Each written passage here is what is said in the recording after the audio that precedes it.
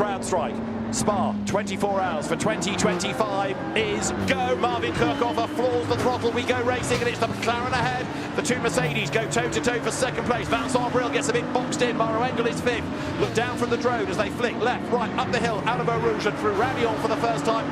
Really good start by Marvin Kirchhofer, but what can the rest do as they climb the hill? It's a safe start as the field wriggles up Radion for the first time. Bit of dust being kicked up in the mid-pack by the BMW from Paradigm there, but it's Kirchhofer who leads. Gounon goes second, side by side for third. Abril round the outside of Gertz with Engel in fifth, and the start is being looked at just to make sure that all was well. Just look what a busy racetrack it is as they hit Licon for the first time. So far so good. I was surprised Jules Gounon was a bit slow off his toes, but it's actually Maxime Martin has had to slot behind that Ferrari. So now they come into Brussels 2 by 2.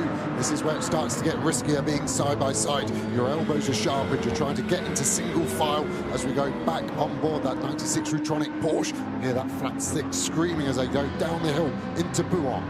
So lap number 1 of racing, lap number 2 of the race with that extra formation lap in the time. And you can see in the sunshine, people desperately trying to find track position. You do not want to get stuck in a battle pack on such a busy racetrack.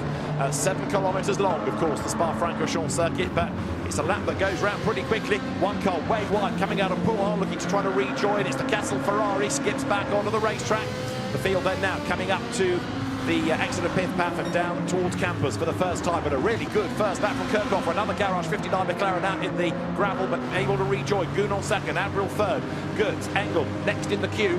Then you've got a really quick starting Sandy Mitchell in the VSR Lamborghini, and as they come through Blanchimont for the first time, Marvin Kirchhofer it is in the lead, but let's see whether or not he's going to be able to build that gap, or whether or not Jules Gounon can reel him in and have a go back. He's won this event in an Audi, has Gounon. He's won it in a Mercedes AMG. There is Vincent Abril. He was a Sprint Cup winner at Brands Hatch back in May, and he runs third as the cars now come over the timing line to effectively put a racing lap in the book. Was it with the Lamborghini at the chicane? Let's have a look.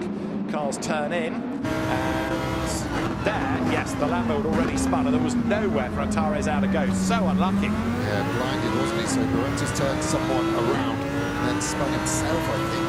We had the 20-second warning, we've had a 10-second, and actually there's enough debris there to warrant a full course yellow, never mind what we've seen elsewhere on the track. Full course yellow call, and a big moment in the background as the Porsche suddenly had to dive out from behind the slowing car. I think they couldn't avoid contact, but Antares out is fighting this car to get it back to the pit lane. Big drama. Initially I thought that was more damage. I think that was the debris that was on the floor getting flicked up as cars diverted left and right. That is the problem, and problem there for that Corvette. It's not a quick fix, is it? That's heartbreak for them. It's almost day done. There's that piece of debris that needs recovering. Good job by the Marshall. Cars are about to hurtle towards him, even at 80 kilometers an hour. I wouldn't want to be stood there, so he'll try and get out of the way as quickly as he can. Interestingly, pit entry closed, which indicates to me it's going to be a short full course yellow. Let's have a look at what happens to Beretta. So he was innocent. He's got the 52 Ferrari on his inside. Doesn't know he's there. Turns across, rotates him around 180 degrees, and then Antares out will come through the shot, completely blinded by that 60 Lamborghini. Nowhere to go, and that's what causes the most damage on that 60 car too. You can see the Mercedes going left and right, and Antares out is still coming through the chicane, and just as he starts to straighten up the car, others ahead of him have been lucky, but the Porsche just has nowhere to go. And you think surely he would have seen it because the incident's gone on for so long, but this is super slow-mo, don't forget, so in real time it's just a split second between that car having spun. Look, that Ferrari was oh so close to making contact. The Nordic Mercedes repaired after a quality crash gets through, and then another sideways car, and Antares out has nowhere to go. And when you see that impact, you realise how much damage has been done to the Lamborghini as well. Action in the background here, that must be one of the Audis that boxed out of position. Yeah. And that's Casanino, isn't it? He's real, put a grenade in the mix there. He should be getting out of the way. He does finally now.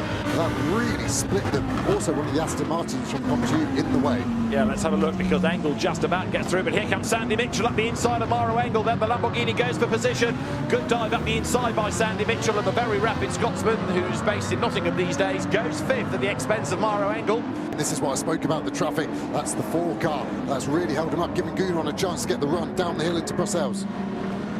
Tries to find a way through the traffic. There you've got number 4, Ian James, at the wheel of the CROWDSTRIKE Mercedes, the pit lane starter. And Gounon gets sideways there, the back wags as he hustled the car through Brussels. So Kirchhoff are hanging on in there as we get to the end of the first hour of the race. Then they are nose to tail for the race lead. It was 8/10 at the start of the lap, but it is barely 8 lengths right now as they come into P1. And again, look, Gounon closing right up. There's the problem there. The front Rivera to the box. Well, you were wondering what had happened to Vince Abril.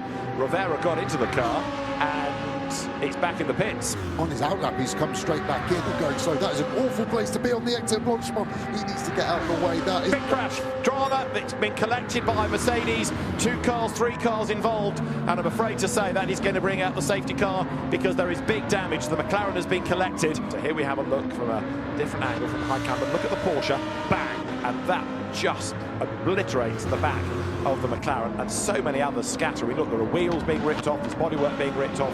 The Porsche is utterly destroyed, and Larry Heinrich is a lucky man that he was in such a strong car. You can see the amount of debris on the road. This is the view from onboard number 4 coming into what looks like a war zone with bodywork everywhere, with wheels bouncing, and Larry Heinrich having to hope that just sort of gravity stopped the car from getting to the chicane, because by that stage there was nothing to do on a brake pedal. Is overcalling the strategy for them here. The connection is that some of the 2C's management used to work at Bentley. Thomas Blum worked for K-Pax, which ran the Bentleys. Right. So they have that relationship there. And when this program came together to run this long-distance race, Thomas, who is an absolute master when it comes to tactics, was an easy call. And I saw him earlier today. He was excited to see if he can help strategize this car to the front. You need a Venn diagram of all this, don't you, see how it all fits. Now, look at this battle. Matt Campbell has got himself up past René Rast, all around him. Mercedes up the inside, and bang, and he just gets turned around and almost shoveled into the gravel. Whisper it by the CROWDSTRIKE-backed Mercedes. With Mr. CROWDSTRIKE driving. Yes, George Kurtz at the wheel of it. This is how George Kurtz saw it. Gap on the inside. Full course yellow called. Now, that is a setback any way you look at it for the Ford car. They had gotten back on the lead lap. I had speculated that they might have with the wave around, so that had worked in their favor, but I have a feeling this is not going to be looked upon charitably. No, just because you're the sponsor doesn't mean you're above the law and all of that. Full course yellow is called for to try and get Antares Au's car quickly out of the gravel. That got some damage. That now hit the back. Looks like a wing end plate might have been slightly distorted there. There in the gravel trap is Antares Au's Porsche.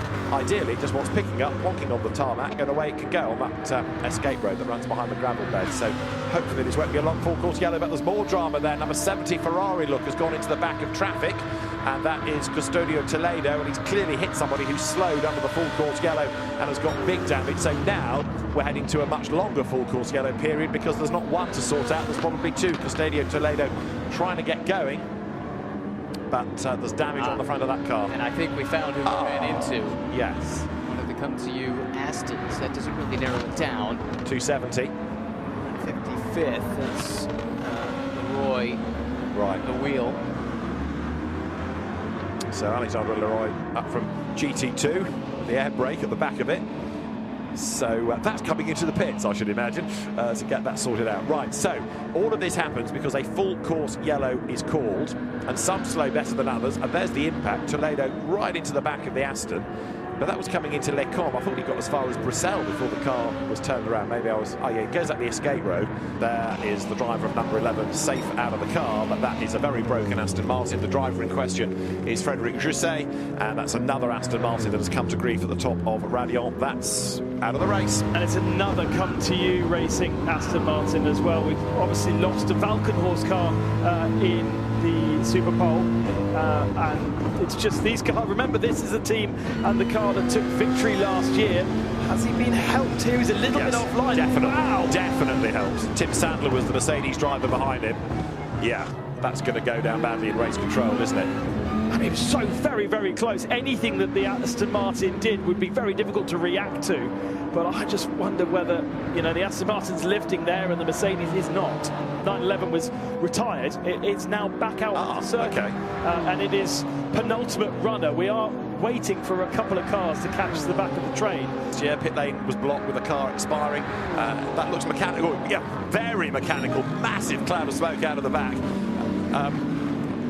It looks like it's the end of the race, never mind mechanical. I was thinking he's coasted in with a bit of smoke, but now I've seen the amount of smoke. Hopefully it's not dropped too much early, because that could cause an issue for some drivers coming up to it. I don't think he was like Acodius ASP did back in 22, when they kept Timo Bogoslansky out for the first 12 hours or so.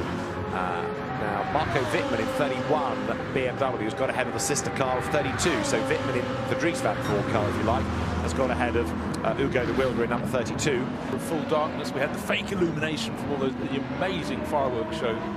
But still, at Spa-Francorchamps, at certain points on the circuit, it's properly dark. Of course, the headlights on these cars, because this car is going, seems to be steaming a little bit. And Davide, so much success in single-seaters, but right now, that number 12 Ferrari can't see if there's any damage. Now, the Scottish driver pressing on down the hill through the left-hander, recently renamed the Jackie X curve, and he'll be going down to Pouhon, so he's halfway around the lap.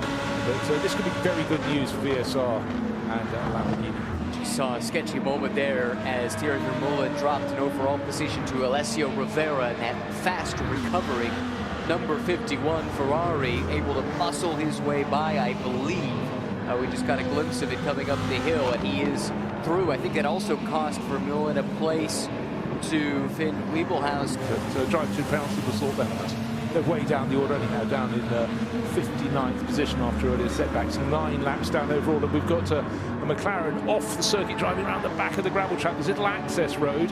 That looks so it's at Bruxelles. Yeah, it's the downhill. So probably got it wrong going out the second part of Les Caunes. It looks like the front splitter might be hanging down. That could easily happen after a run through the gravel. Car number 20, is it 23? So I thought it is. It's the Team RJN McLaren. I suddenly lost my number system for a second, but going slowly now. Just rejoining the circuit, and of course, it's on the motorbike stretch of the circuit, which is the inside of the Jackie X curve. But of course, that will be scattering gravel. But hopefully, by the time it rejoins the circuit, now on the run down to Pouhon, well, that shed position, it's shedding a little bit of gravel. Fabian Schiller, this hold on. Do not lead this race, anybody. You will hit trouble. Or don't be in the top 3 because we're suddenly starting to fall.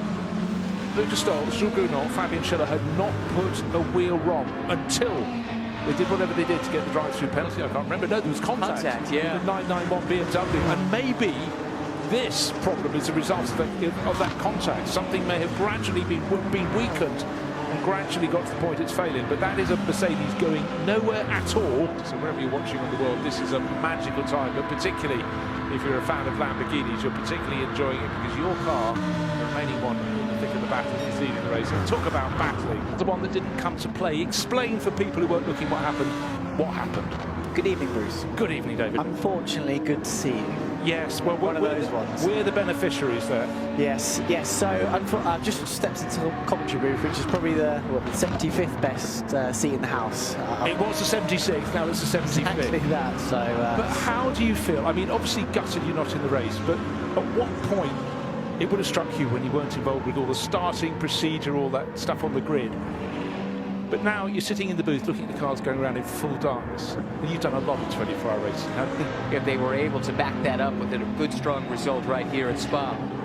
Yeah, I think it's one thing getting the teams through 2 or 3 consecutive 24-hour races, but it's also you ride your luck in every single one of them. So many small moments pivot the race. Last weekend was contact with the race-leading car. They had a penalty, but it wasn't issued until so late. But hopefully we won't have too many penalties in this race, but we are keeping an eye on exceeding track limits. Some are very quickly. After 6 hours, they all get scrubbed. But just for example, car number 31, we've just been talking about Team WRT BMWs. That's only in 35th position, but potentially one of the quickest cars in the race. They've already clocked up 5 since the reset. Punishments will follow, but the team's got to keep them in check. Just noticing. If they don't get the message through, it's very easy, just particularly when you're getting tired, to just stray a little over track limits. That means you've got all 4 wheels beyond the white line marking the edge of the circuit.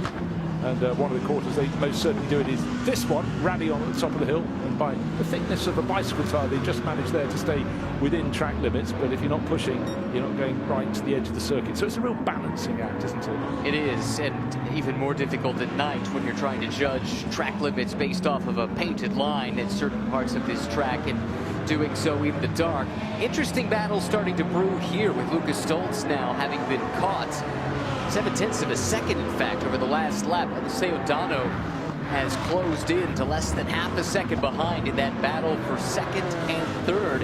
Very interesting that Mapelli, now that he has track position leading this race, has been able to extend it. The lead has grown to nearly 5 seconds. Lamborghini over Mercedes, over Ferrari, over McLaren.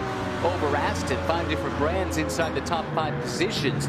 The crucial thing, I think, to that Lamborghini getting to the lead of the race, number one, I guess there's 2 things. Number one, they ran the overcut, and as you chronicled, he had clear track ahead of him, used that to full advantage in the 163 to try and leapfrog the competition. But the other thing is the pit lane execution. The 163's pit stop time, 2 seconds or thereabouts shorter than the Mercedes that now runs in second. You put all those things together, and that's a recipe for a new car now for the last 30-40 minutes or so at the front of this field.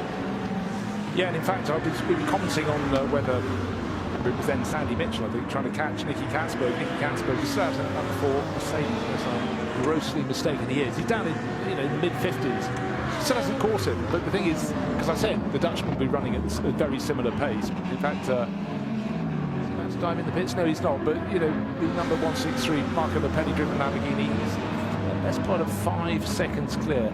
But it's really the last few laps been where the traffic falls in front of them. You get this long period after a safety car period has bunched all the field up, where the front runners, the leaders, aren't catching anybody. Well, they're catching them, but it's going to take a long time. But right now, he's working the traffic very nicely.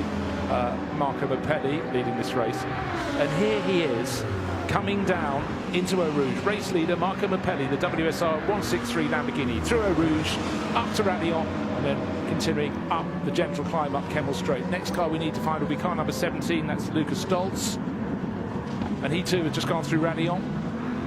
He's now, 4.6 seconds down. He's got Alessio O'Donnell getting closer and closer behind. So here we are at the top of Kemmel Straight. That's Les Combes, second and third, just going through your shot there. That was the Mercedes, then for the Ferrari, and then the next group we've suddenly got Benji Goethe in the 59 McLaren, Matteo Drudi in the Aston Martin, Maro Engel, and just a little distance behind them, Jordan Pepper, little distance, half a second. And that takes us all the way down to 7th place. Dan Harper in 8th, just moved ahead of Patrick Niederhausen, the Rutronic Porsche, and Jesse Krohn in the Rover Racing BMW. So they're still incredibly close. What are we talking?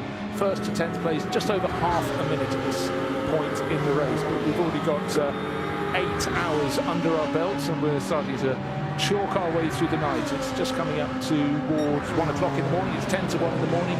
We're feeling spry and fit in the commentary box. Let's hope it stays that way. You set the table for it a little bit earlier that the story of the overnight hours might be the comeback drive for the 51, and they should probably check in on Alessandro Pierguidi once again.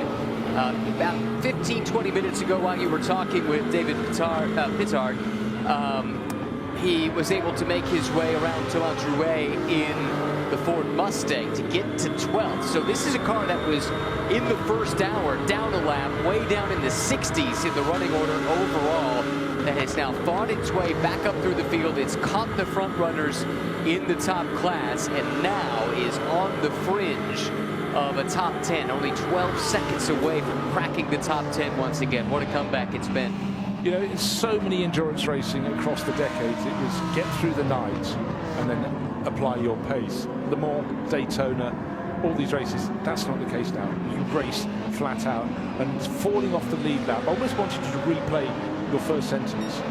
Fell into the 60th in the positions. It's extraordinary, yet he's back on the lead lap. Yeah, just like that, and it comes down to execution. They had to do something, and I confess I missed exactly what they did, but at some point they must have played the strategy card right to get the lap back. That's allowed them then to have this comeback drive, and then it's been just that right balance. It's almost alchemy, trying to find that right equation between aggression and patience, knowing it's a long race, but at the same time, it is a sequence of 24 one-hour sprints. So far, the driving lineup from the 51 have been able to channel that appropriately, and the crew has done what they needed to do, executing in the pits to get them back into position. And now you almost have to reset. We saw them take some chances on their pit strategy earlier, running deep into their stint, risking becoming only 7 seconds away from going over the maximum drive time. Now that you're back in the fight, you've got to dial that back a little bit and almost put yourself back in the position that you were in at the start of the race, when you had decent track position, were running at the front, and were on level playing field, level footing with those that you were fighting with. That's where they find themselves again, but it's taken them several hours to get back to that point.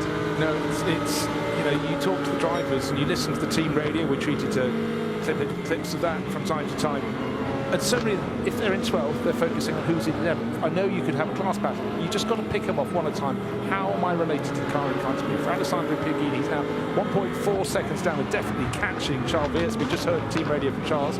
Charles in the number 32 Team WRT. BMW first car outside the top 10. He's in 11th place, but he's 12 seconds down on Jesse Crow. So that gap has been growing, unfortunately, for Charles Weerts. It ebbs and flows a little bit, but the real traffic, direction of traffic there is Alessandro Piaghini getting closer and closer. Bear in mind he's showing with Vincent Abril and Alessio Rivera no chinks in their armour, but Alessandro Piaghini, there's something about him. He comes alive at most circuits, but most certainly Spa-Francorchamps across the years. I go back to his win in 2021. He's won this race in class 3 times. The only overall win, though, was that one in 21, and the duel he had towards the end with Dries Van Thor in damp but drying conditions. The outside move through Blanchimont that he made to take the lead of the race in the final hour or so. That stands with me as maybe one of the great drives that I've seen in person over the years. It was breathtaking stuff. Go check out the highlights for it if you've got a moment or two to go relive that moment. It wasn't just a pass to the lead. It was a pass from the fastest driver in that race and the second fastest driver in the race. Possibly Raffaele Marcello might have matched the pace as well. But these were two drivers on an incredibly tricky circuit. But it had an element of trust between the pair of them. They were both on the absolute limit of adhesion, but you're quite right. Do go and look these things up, because these cars with balance and performance are supposed to be equal around a lap time. Of course, at certain points, they've got a performance advantage. Someone going slowly with the hazard laps on loads of gravel. They're staying off the racing line. It's just looking down, is it 81, I think. So that would be Marvin Dean. Yeah, it is. DIE was on the windscreen. Just, it's amazing. You look at the timing screen at this time of the morning and it goes missing. That's the number 81 Mercedes. And that's Herbert Motorsport, which makes it a no, sorry, 91. Yeah. Look, I've slipped too far. It's the Winwood Racing. It's the aquamarine and black livery car. So I couldn't see what the problem was, but clearly with his hazard lamps on, he's trying to let people around him know that he's going at a bated pace. Marvin, very, very bright driver there. And any signal, extra signal you can do, not only so no one hits your car and interrupts their race, but you quite like to get back to the pits and get whatever the problem is sorted. So Marvin with the 81, suddenly Winwood, they've had the 57 car going for a spin, and then a second run through the gravel for them, and the 81 sister car limping its way in. Now, this car had to start at the very back. They had a big crash in pre-qualifying. Gabriele Piana at the wheel, and that cost them a chance to qualify later on in the day. That was earlier this week, so they started way at the back, and that car had been drug up inside the top 30 overall. Not bad for a bronze class car. Maybe this can give us some information about what might have happened, or is this unrelated? Well, I do believe it's an unrelated moment. It's the number 4 Mercedes getting in maybe a bit too much the thick of the action there. Nicky Katzberg has been really pressing on in that, but there was a little bit of a push and a shove and a rub. He's carried on, but the car he hit seemed to exit stage left, perhaps followed by Bear, perhaps not. Might have been Kamui Kobayashi that he got in the back of. That was a change of position between those two cars on that lap. Couldn't tell, was it another Mercedes that it looked like he got into? I thought he hit the back of an Audi, but Okay. I'd like to see another replay of the replay if we could. But anyhow, certainly under cover of darkness, various crimes can go hidden, but the headlights are so bright now.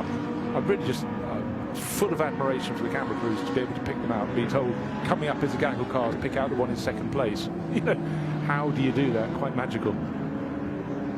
It's a remarkable skill. We've got the best of the best with us here on the night shift. Great to have so many familiar faces. You walk through the TV compound. I've not been at this that long, but it's a lot of the same folks that come back year after year, especially on the night shift. There's a certain pride, I think, in executing when you're up in those camera perches in these difficult conditions. Well, rain to shoot through this time, though. No rain, no mist so far, Right. but no, I mean, the weather conditions actually really clement. I'd say it's 25 degrees air temperature on the grid, so we would forecast a really hot weekend, and luckily it hasn't proved to be the case. The air temperature's dropped to 17 degrees now, so that's more comfortable. Track temperature just under 23 degrees, but the main thing is the barometric pressure is absolutely fine. Humidity, 91%, that seems a little bit high. We did hear someone whispering about 3 hours ago that it was rain, but no one else had identified it. We don't know if it was a joke. I can tell you what, I think it was David Addison in the the commentary box, maybe it was a little quick that we didn't catch the end of. I think there was some confusion there because a couple of people asked me, did David just say something about rain? But I think he was talking about a rave, meaning the big party that was about to break out down at the stage. That is my supposition. Is that where he and Joe went? Yeah, after they left here? Undoubtedly. Wonder why they were dressed like that. David's such a party animal. You know this about him. And that said, if there's Belgian beer to be had, you know he'll probably be there. Certainly always listed it as one of his hobbies.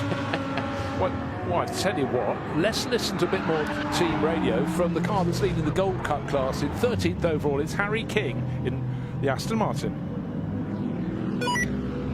Got an issue with my light. I think the light bar is flickering.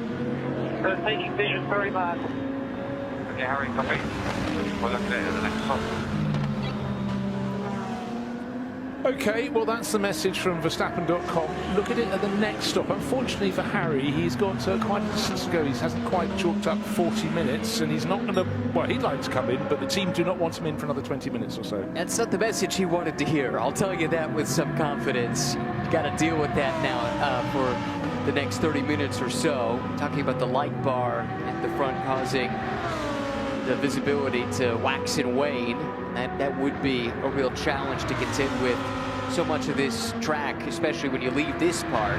You're really relying on those headlights and every bit of lighting that you're carrying on these cars in order to see your way through. And one thing you always see when people are doing a 24-hour race is part of their night practice session, just adjusting the lights on the front of the car to angles. It's quite strange degrees you wouldn't have on a road car, but you want them looking at particular curves at certain points and have as much light and vision as you can have. Right, you want to shine on the apex that you're about to turn into so you can see where you're going and turn in. That is part of the challenge there. Well, we talked about the rave that has broken out, and Gemma Scott, I think, has found it. Let's go to her now. Well, I've snuck out of the pit lane to check out the party that's going on just at the bottom and the outside of the bottom of Eau Rouge. And I can tell you it's absolutely brilliant. You can see behind me the stage with the DJ who's playing through to the early hours. We've got a big wheel, we've got food and drinks, we've got merchandise, and we've got people having a brilliant time. So if you're here on the circuit, come over and check out the party atmosphere. Thanks, Gemma. Meanwhile, in the commentary box, we have glowing faces as well. But, you know, it's so true. It's a very long time for the fans to be here, and you can step out and come back. And in fact, the best thing is if there's a safety car period, when the rave's going, get down there. You're not going to miss very much. Cars running at strictured speed. Anyhow, just part of the show here, and it really is such a show. So many displays around the circuit as well, wandering around the infield. And as we heard from David Pittard when we were here, not racing, but he says, you know, as a fan, through the race, and particularly through the night, walk out around the circuit, get a different vantage point. And here at Spa-Francorchamps, you can walk almost the whole way around the perimeter. Various tunnels take you under the track, but always the trick is actually in daylight hours, not so much nighttime hours, walk towards the oncoming traffic. At night, you'd be completely dazzled to walk in the opposite direction, but you can plan your route, and at some point, if you're up to Les Combes at the top of the Kemmel Straight, you can stand and you can see in the distance headlights coming through the forest at various points, and then the glow of light from the pit complex way yonder up the hill towards Francorchamps village. It is magical. I love this circuit day or night, but at night it's really, really special. Just how walkable this track is, it was one of my big surprises when I came here for the first time in 2019. I couldn't believe just how far I was able to keep on walking. Eventually got to the point where duty called and I had to get back, so I had to make an abrupt about face. But yeah, it's amazing how much you can see around this track as we focus our attention back to the battles on the track. And change of position a moment ago, Mattia Trudi now in the defending race-winning number 007 has gotten around Benji Goethe to get up to the 4th spot. And now we ride on board with Jordan Pepper, who firmly has Mauro Engel in his crosshairs. That is that yellow Mercedes just out the windscreen.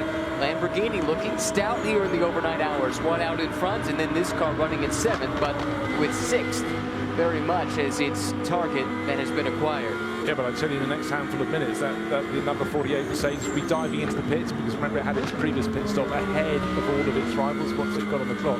Best part of an hour on the clock, so it's got this lap and probably one more. I don't think you want to gamble with 2 more. If you do, you really are gambling, because that target time that should not be exceeded is 65 minutes on the nose for your stint.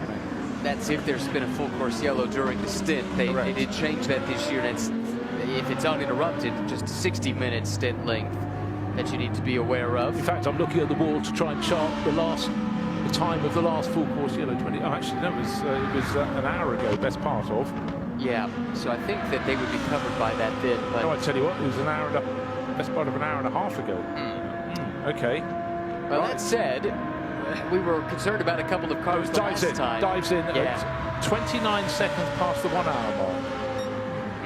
Well, again, we were a little concerned about a couple of other cars during the last stint, and we've not seen anything come up about that, with them being over the 65 minutes. So I wonder if maybe the timing line or something is a little bit further down, or whatever, for whatever reason. It doesn't seem like it's caught those teams out. And that's good. You don't want to see anyone tripped up by something like that. Oh, that was a big moment there, looking out the windscreen. Poor Engel. Yeah, well, Engel, this is on his in-lap. Real rub on the in-lap. Matteo Carodi's just taken over the 48 Mercedes. You know, maximise your in-lap. Of course, these drivers are maximising every lap, but maybe that extra incentive, the body rub there, and that could have very much ended with one, if not both of the cars that had a rub in the gravel. But right now, there is the number 48 car coming to a halt. Interesting, they'd already signalled the change of driver. Yeah, exactly. It hadn't happened yet. I was thinking they've got out of the pits. Hold on, here it is in the pits. So again, you always get thrown here by just how long it takes the drivers, particularly those whose pit garages in the descending pit lane, the original pit lane, the run down from that source to Eau Rouge. And they have to go all the way up. But just to reiterate, the figure is if from pit in, if you drop down to the maximum 50 kph km/h speed limit, and run through the pit lane and straight out the other end, and then accelerate away 71 seconds. That is how long it takes. So any stationary time, like we're seeing now with number 48, man filter Mercedes, that gets added on top. But most of the longer distance, the sort of standard pit stops, 2 minutes 1, 2 minutes 2 seconds, there or thereabouts. Yeah, that's pretty much par for the course at this stage. If you're up over 2:01, then you've probably lost some time. Typically, these teams, they operate at such a high level. It's such a well-orchestrated ballet at this stage. With the tire changes, really fuel tends to be the limiting factor. That fuel flow that is regulated, that's actually part of the balance of performance, to make sure these cars with different fuel capacities get refilled to capacity from empty at the same rates. That's kind of an overlooked part, but a very important part of the balancing process. That's typically what the limiting factor is going to be if you are executing your pit stop appropriately. You know, a long time ago in this race, you know, when it was run with touring cars rather than GT cars, you know, the difference between the top teams and the average teams and the bottom teams was huge, because a lot of them, they came out several times a year. But these top teams racing this, doing this many weekends around the year. So the quality of the pit work, the planning in the pit work is so superior to how it used to be. It is so hard, accordingly, with fewer mistakes being made, for teams to find an advantage. So every hard-fought roll of the dice, if you will, if you think by coming in a lap earlier you might be able to gain 1 or 2 seconds, or multiply 1 or 2 track positions. Right. They've got to fight for it, because it's so easy to just come unstuck. But it is a 24-hour game of roulette. Over-egging it a little bit, but you know, you're gambling the whole time. Yeah, you have to be, and it's just a degree of how much are you willing to gamble? What kind of risk are you willing to take? That's the story we've been talking about a lot when it comes to the conversation around the 51 cars. They try to come back from their problems early on. But as mentioned, the 48 that just did that changeover, kind of rolling now behind the wheel as you forecasted. Great execution by the Windward team. A 2-minute 1-second stop that's right on par with where you want to be. Maybe just a tad on the slow side, but in general, pretty good execution there. And that probably comes down to how much fuel they needed to put in the tank. But now they were off sequence, so we're looking at between 10 and 12 minutes or so until we expect to see the rest of the front runners coming into the pits. This is the long game, I still think, for the Windward team. They were on the back foot a little bit early on. They're doing something different. Whether or not it plays out in their favor, we just have to wait. That's what we'll see unfold before our eyes here in the next 15 hours and 19 minutes. But it's also very difficult, Ryan, if you've made that early decision to try and get track position by doing something different. Very tight. Real fight going on. Zappatai really going into third place ahead of Alessio Dono. So he's been hunting the Ferrari for a couple of laps. I noticed he was gaining a 10th here or there. That's very, very positive driving from the Aston Martin. But trying to fight back, the Ferrari taking a look. But the Aston Martin, last year's winning car, gets that position on the board and keeps it tucked in behind Alessio Dono. And Benji Goethe not too far behind in 5th place overall. Jordan Pepper, car 63, that's the Grasser Lamborghini, into 6th place now. So Lamborghini, as we said, didn't come here as favourites, but they've really risen up nicely. Marco Mappelli leading the race by what now, 3 and a bit seconds? Correct. In 6th place, Grasser. Dan Harper giving chase, but he's actually quite a long way back. He's nearly 9 seconds off Jordan Pepper.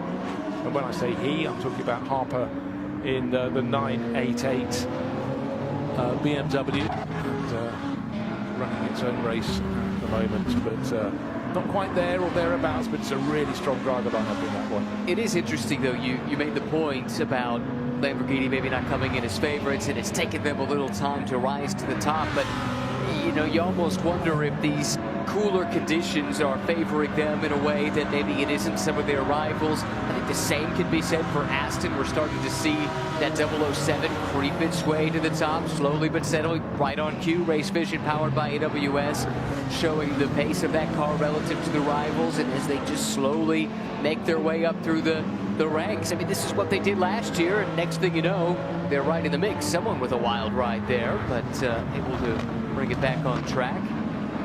Yeah, well, that's what you call out and beyond, and then a little bit more. But maybe it was a driver just trying to keep out of the way, and sometimes you just go to the edge, and suddenly you've got all those marbles with the leading group going through. Car number 50 now down in 4th place, Alessio Dono. Remember, a couple of years ago, he's racing in Ferrari Challenge, became the European champion, but stepped up very, very impressively. And again, with the calibre of the drivers at the front of the field, even in the middle of the field, you can't expect to come in immediately quicker. There's so many nuances, but also a lot of these drivers, until they come to GT World Challenge, they've not done a 24-hour race. And you know, to be on doing a series of race meetings where you're doing one sprint race and another sprint race, maybe an hour each, suddenly having to make your tyres work longer, make you work longer. There's so much to learn, and that's why David Pittard was saying, I'm just learning. I'm not normally on the outside, so I'm looking to see how other teams do it. Do they have a pattern to what they do? Valuable to get a different perspective on things, to take a look from the outside looking in rather than being so fully embedded as David typically is. But to your point about drivers going into a 24-hour race for the first time, one thing you'll often hear drivers say when they reflect upon early in their career, you don't know what you don't know. You don't know how best to utilize your time. Maybe more importantly, you don't know how to utilize your energy and ration it over the course of the week. As exhausting as a 24-hour race is, and it is exhausting, the thing that often gets overlooked is it's not run in isolation. You've had all of these days of practice, many of which go very late into the night. All of the other commitments outside of the race car that go on, whether it's sponsorship or the engineering meetings that these teams have, etc.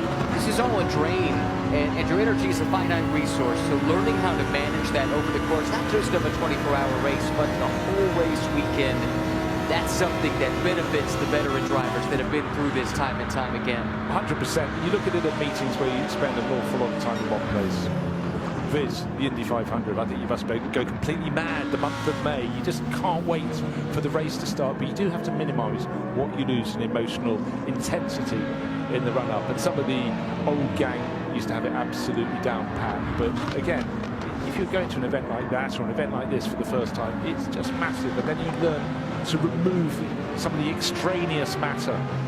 But it's also what you do when you're out of the car during the race. How easily you sit. You know, do you need a massage when you come out? Are you cramping? It's not so hot, so maybe they won't in this one. But it's about, right, you need some sleep. How can I get sleep?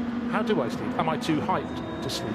What should I drink before going to sleep? Well, not a mug of black coffee, we know that. But, you know, you need to understand all these things. And a lot of top teams, of course, will have their own physios, etc., etc. But still, it's how you can calm yourself down. Yeah, that always amazes me that drivers can, and not all of them can, but many can, unplug entirely when they're out of the car, go off for 2-3 hours, close their eyes, and actually get some sleep, knowing that their car is still out there, maybe contending. Maybe they dropped out by the time they wake up.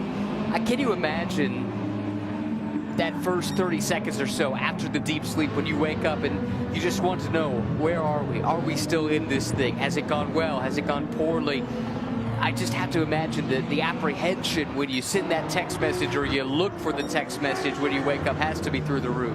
Yeah, and also if you just quickly look at a timing screen and you were in the top 3 cars, I'm not on the front page of the timing screen. Oh, we're out. You know, why did no one wake me? But also, you know, I think in your early 24-hour races, you probably have that panic when you go to sleep. Well, you wake after a minute and a half. If I've been asleep for half an hour, 2 hours, oh, well, 90 seconds, okay. So again, it's the sort of maturity that comes with some are just more laid-back characters than others. But it is very, very hard indeed. And also, don't forget, as a driver, you can get to go away maybe for sort of 3 hours before you're required again. But if you're a mechanic, you have no chance. You might have a few spare mechanics you can cycle through, but it's about being there and being on the money. By what's happening in the front of the race, Marco Belli leading. We've got a great little battle in the Silver Cup class because Philip Deans, the American racer, is now in the front of that pack ahead of Roman Andriolo. So that is chopping and changing. And Olivia Soderstrom is in 3rd place overall. That's kind of a 35 in that bunch as well. So they're suddenly, you know, they weren't that close together, but the Walkenhorst Motorsport Aston Martin 3rd in that grouping. So again, it ebbs and it flows. Well done. I suddenly noticed Ryan jumping up to examine the timing screens because you suddenly get changes of positions. But it's also when groups suddenly get close. They might have been running, you know, 2 or 3 seconds apart, but when you're suddenly down, in fact, Roman Andriolo has what's happened there? Philip Dean's come into the pits. Yeah, he was due. They were right there at the edge of that 60-minute window. But actually, I jumped up because I was trying to figure out where that 99 car had come from. They had an issue early, a drive-through. I think they were involved in some contact and were well down the order, but have rebounded really nicely. I think Alex Aka had a couple of really good stints there just in the last couple of hours to drag them back into the conversation. But that goes to show one little setback is not too much to overcome. Now I'm smiling slightly just because someone is completely out of sync with everyone else. Some of the teams, since the 6-hour reset, which is what, quite a few hours ago now, have picked up no driver track limits. There's one car coming in very shortly for a drive-through penalty, 12 track limit extensions there, and that's Jamie Day at the wheel. He probably didn't accrue all of those. Someone else had been driving his car a short while ago, car number 21, that has been in the wars a little bit itself. It's the Come To You Racing Aston Martin. It's funny, under cover of darkness, we seem to have about 12 Aston Martins in the race. And sometimes it's just they suddenly have their moment, and in this case, not their moment in the sun. So that's a setback, but young British driver Jamie Day will be learning as he goes. Again, sometimes just, as we said earlier, trying to place your car, you want to get it out towards the white line at the edge of the circuit, but in darkness, if it's your first time here, you know, it's so super easy just to exceed it. But driving through penalties is all better. They're way down the order anyhow, down in 59th position after earlier setbacks. 9 laps down overall, that we've got a McLaren off the circuit, driving around the back of the gravel track. There's a little access road. That looks so it's at Bruxelles. Yeah, it's the downhill. So probably got it wrong going out the second part of Les Cônes. It looks like the front splitter might be hanging down. That could easily happen after a run through the gravel. Car number 20, is it 23? So I thought it is. It's the Team RJN McLaren. I suddenly lost my number system for a second, but going slowly now. Just rejoining the circuit. Of course, well, it's on the motorbike stretch of the circuit, which is the inside of the Jackie X curve. But of course, that would be scattering gravel. But hopefully, by the time it rejoins the circuit now, on the run down to Pouhon, well, that shed position, it's shedding a little bit of gravel, but the race goes on. I don't know if it was shoveled wide or ran wide. Very easy. You go through the piff path at the top of the Kemmel Straight, but I call that the piff path. It's Les Cônes. And then you take the right-hander, and then the track drops down, and very, very easy to just keep running wide over that curve on the left. And then the gravel just seems to suck you in. You get in the gravel and it spits you left. You want it to take you right back onto the circuit. This car already much delayed, I'm afraid to say, and seems to be limping back to the pit lane. Well, it had a drive-through penalty a short while ago because Rhys Bard tipped around Indy Doncher up at La Source. Yes. Was it Rhys or was it Ben? I think it was Ben Tour behind the wheel at the time, and then Rhys had to serve the penalty after a driver Yes, change, I think you're right. if memory serves. Wow, that was a bunch of smoke there. Well, couldn't quite work out if he was clipped by the dynamic Porsche. But anyhow, it was in front of the dynamic car, but was it the right one? Okay. Well, green with the yellow stripe kind of offset down the left-hand side. Again, when you're following with the brightness of the headlights, it makes a wash out of the colours of the car in front. Not making excuses, this is life, but also the drivers chasing. That's what they're seeing as well from their on-board position. Number 7, Aston Martin into the pits. Lucas Stols and the number 17, Mercedes from second place into the pits. Matteo Drudi, he just moved up a short while ago, hadn't he, into third place ahead of the McLaren of Benji Goethe. And Alessio Donno's into the pits. In fact, Goethe had dropped back to 5th place, hadn't he? But the 3 of those top 5 runners in the pits, namely number 17 Mercedes, Lucas Stols, Matteo Drudi, the number 7 Aston Martin, and Alessio Donno, the number 50 Ferrari, all diving in the pits. You necessarily have that little shuffling of the order, but their rivals will be in next time around, I'd suggest. Correct, yeah, pit lane a busy place right now with a good chunk of the front-running cars. It looks like 8 out of the top 11, or no, maybe it's 7 out of the top 11 in the pits at the moment. This is the team that won it all a year ago, and very quietly, but nevertheless, putting together a nice, strong drive here once again. Matteo Drudi, I think of a revelation as he joined the Aston camp last year. I suppose it shouldn't have been a revelation. His resume speaks for itself, but had a chance to really feature at the top of some of these big races and made an even bigger name for himself than he already had. Yeah, you know, he stepped across after years of racing for the Trezor Temti Audi team. You just become, drivers become associated in our minds with the manufacturers they're with. But Matteo Drudi, second generation racer. His father Luca used to race in Italian Formula 3, Formula 3000. Quick driver, but Matteo's proved better still. He's a proper racer. Luca, 2-time class winner at Le Mans, won his class at the Daytona 24 as well. I know that meant a lot. It would have been an anniversary of his father's class win at Daytona when Drudi was racing at Daytona earlier this year, and he really wanted to get the win there to try and match his father at Daytona on the anniversary. And it was one of those round anniversaries. I can't remember exactly which one it was, but he had spoken about that one meaning a great deal to him, but couldn't quite pull the deal off. Right, it's where drivers slot back out after the pit stops. You suddenly get little groupings coming together. We're looking at the back of the number 48 Mercedes, and he's got the number, I think we're looking forward, is it the number 7 Aston Martin, which is the aforementioned Drudi. So again, just remember the number 48 Mercedes was running out of sync with everyone else, and they made their pit stop a few laps ago, and it's the others coming out, and it's where you slot in. We're seeing the difference of a pit stop 1 or 2 seconds on the rival, and suddenly you're challenging 1 or 2 positions further up the order. It's that tight. Makes all the difference in the world. That execution is what helped get Lamborghini to the front of this race.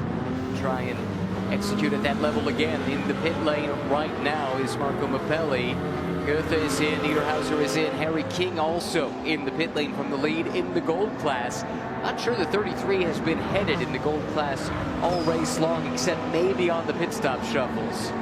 Yeah, quite possibly. It's always been there or thereabouts, that's for sure. But you know, you drop away for a minute to go and get some food.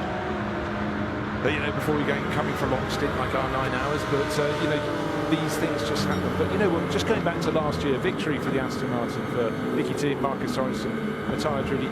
They just kept chipping their way forward. Never did anything spectacular. They just kept moving forward with coming to racing. So we've got plenty of time for other people to do that. Talking of which, number 51. This is the Ferrari. It's down in 17th place at the moment. It should rise up a little bit because it's out of sync with some of the front runners. Serving its pit stop will be some way away, but that's the car that fell off the lead lap, got back in, and it could still go on to win this race. That's the most remarkable thing of all. Oh, dear me, it looks though the Marco Mappelli car has almost come to a standstill in the fast lane of the pits. He certainly held up the Rubtronic Racing Porsche in behind, flashing its lights, but maybe one is doing 50 and one is doing 51. If one's doing 51, that would be pinged for going too fast in the pit lane, but it does seem as though Marco Mappelli's Lamborghini just seems ultra slow. I know it's very difficult to gauge in the dark coming downhill, a foreshortened shot from a camera, but it certainly seems to be lower the speed of the others behind him. They had an exceptionally slow pit stop this time, 2 minutes 14 seconds. That's the former race leader, and I suspect they will lose the lead as a consequence. That's brought them into connection here with Niederhauser. That's the Rubtronic car that suddenly is right up behind, or is it?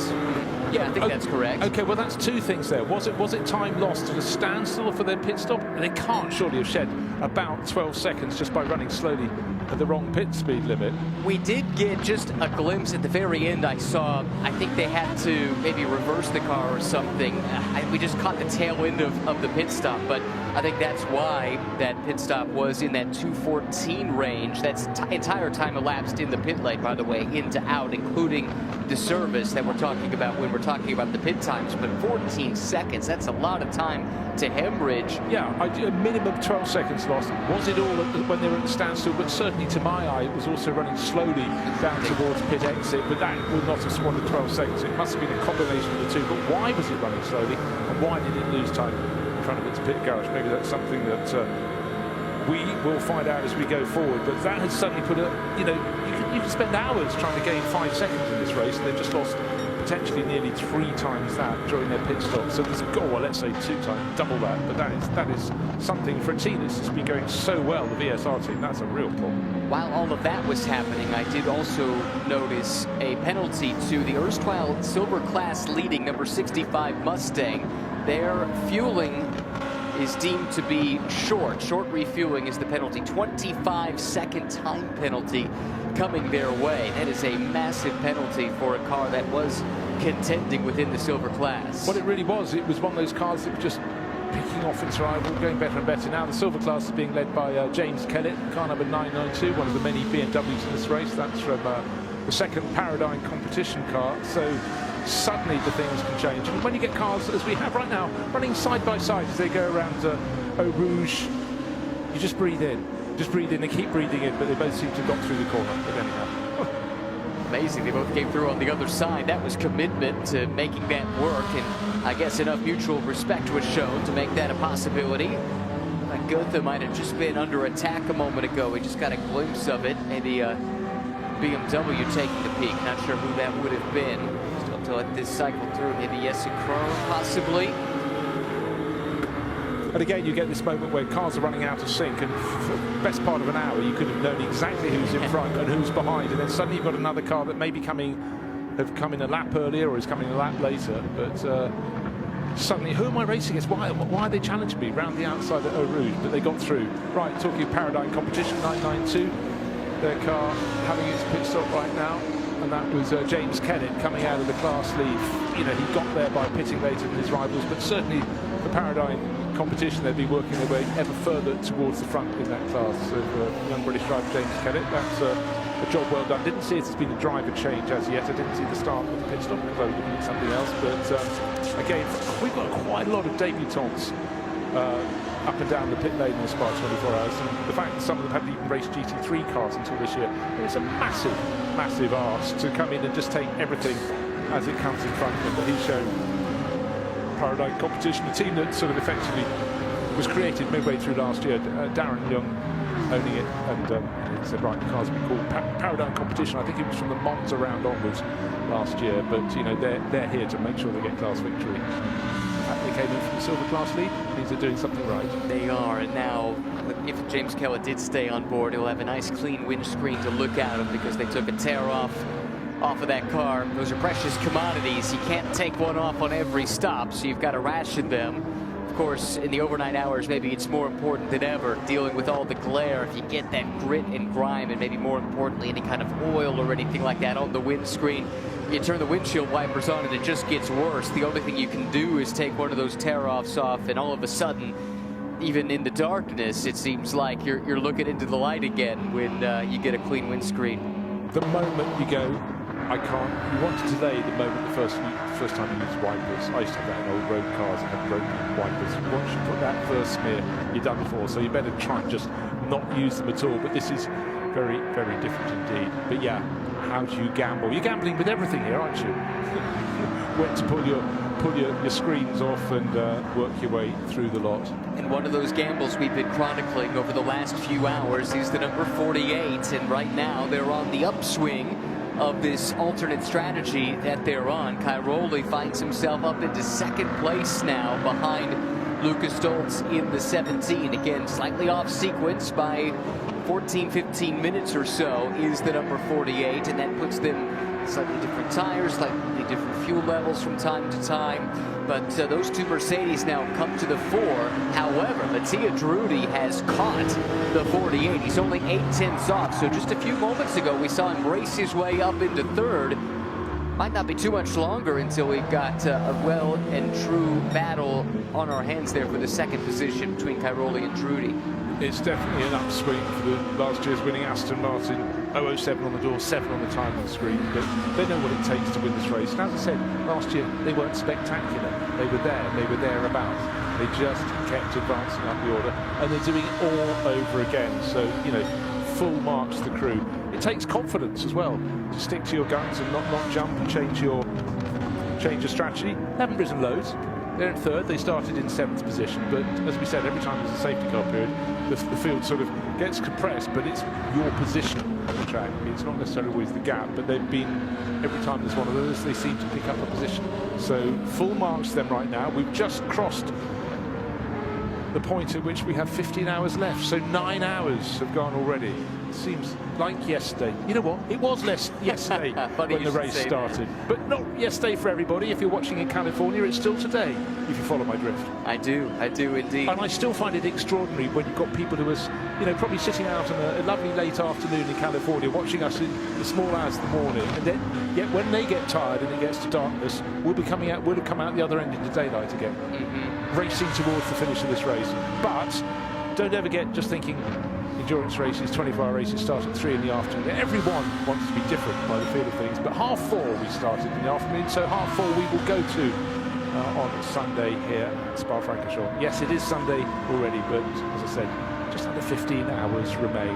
What's going to change? Well, I tell you what, it's metronomic at the top, and the number 17, Get Speed Mercedes, is leading the number 48. Mercedes, the man filter car run by Winwood, separated by what, 2¼ seconds. That's not bad. 9 hours of racing done, and tucked in behind and closing on them, just a second behind them in 3rd place, getting closer. Last year's winning Aston Martin. So it's nip and it's tuck, but it is flat out racing. How much did that 14-second to the bad pit stop for the 163 cost him? From the lead of the race, Marco Mappelli down in 8th and sits 21 seconds now behind the race leader. That is massive. We saw it at the time. We thought it would be costly. It's been more than that. But if you take it, we reckoned it cost him about 12 seconds, didn't we, in terms of extra time at the pit stop. Take 12 seconds off that, puts him down in fighting for 5th place with Alessio Dono. It's interesting. What was the slip-up? Was it a slip-up? Did they notice something? Suddenly, whoa, better fix that before the car goes out and delay it. But to my eye, it was going slowly down the second half of the pits. That's not normal. I'd like to get to the foot of the problem. Another car I just want to double-check on is Harry King's back out, leading the Gold Cup class. Remember, he was complaining his light bar was working intermittently. And that ain't a good thing, because while it's very bright when you go down the hill to Eau Rouge, etc., right, you know, on the darker parts of the circuit at the far end, you absolutely want to be seeing what you see. Now, coming to the pits, the number 7, Aston Martin. So Matthias Trudy had fought his way up to 3rd place. How long is that stint for him? He's no, that's not quite right, is it? It is not. What's that noise? Sound exactly. That doesn't sound right at all. This is the winning car of a year ago that was challenging at the front of this race, now making its way down the pit lane. This is very much unscheduled. It was just 11 minutes. Yeah, not even 12 minutes into his stint, so it took just a handful of laps. Looks awfully dark inside the cockpit there as well. It's 007, it's got lots of secret gadgetry and James Bond likes to use, so you can't slow it down. I'm sure that's a noise it normally makes, but if it isn't, it'd be really, really concerning. It sounds like something vibrating metal on metal in the cockpit. Or the driver's teeth. It's not that cold though, is it? No, and it's not that bumpy either. Sebring, this is not, especially after the repave coming into last year. It's still a pretty smooth surface around the track, but this is a major development.